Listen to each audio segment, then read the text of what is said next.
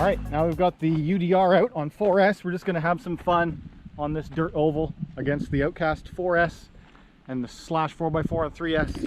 This train's pretty rough, so it might be good for the UDR. Oh yeah, feels good. 1, 2, 3.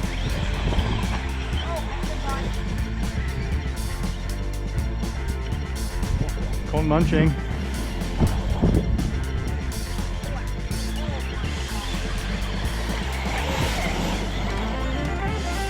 Oh, it looks like the cone goes down.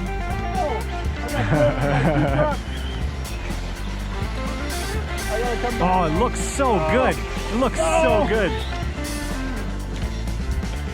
Oh no, oh no, oh no, oh no! Ah!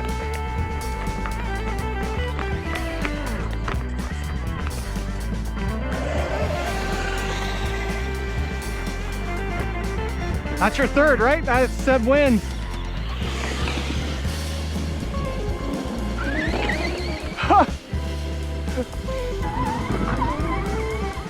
Whoa.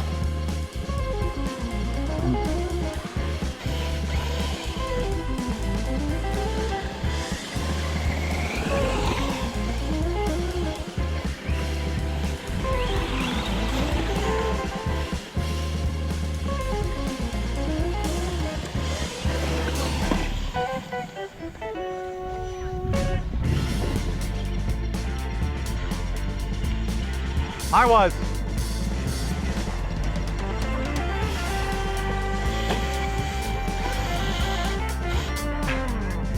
Yep. Ah.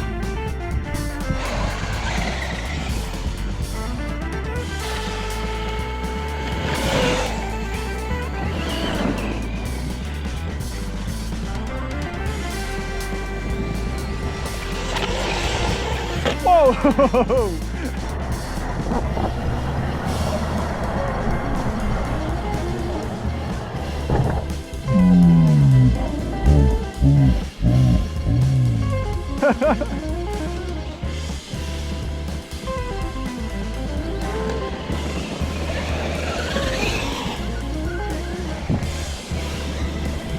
You see this here? Hey, do you see this that's sticking out? Don't hit that. Or this, or that other piece. Because I hit both. Drag race? Yeah. Okay. 3. 1, 2, 3.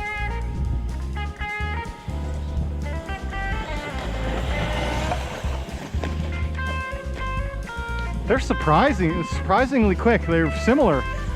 Well, I got less weight. Whoa! Hey, there's that thing I said not to hit.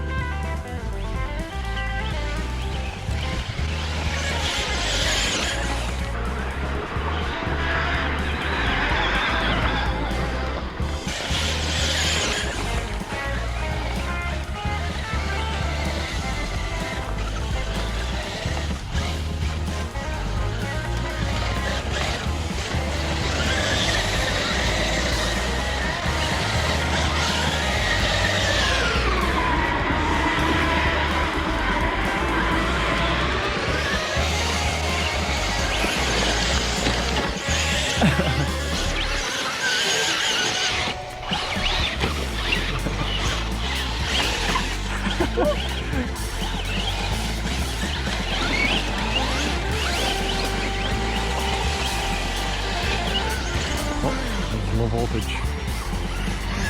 Ready? It's just under high load. You just have to give it a quick little reset. Just drops the cell under load. Oh! Yeah! Oh, I popped back in. Partially. Alright. UDR. UDR actually worked out great on this type of surface.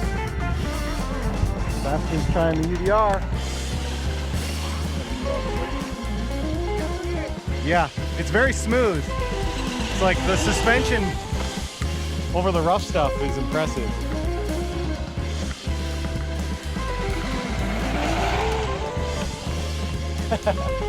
Yeah, Frank drove the UDR. Oh, Frank drove the UDR. Damn stump. So yeah, he hit a stump full blast, and it actually just popped out of the ball end of this A-arm, but it cracked through, so that's fine. It's a cheap part, although working on this thing is not fun. Like, in order to change that arm, you got to take a lot of stuff off to get that arm out. It's a little annoying. There is a cheat way where you can undo the shod rock ends and then kind of like pivot it out without taking the whole front end apart, but I gotta tweak with it. Anyway, oh well, that's the price of bashing.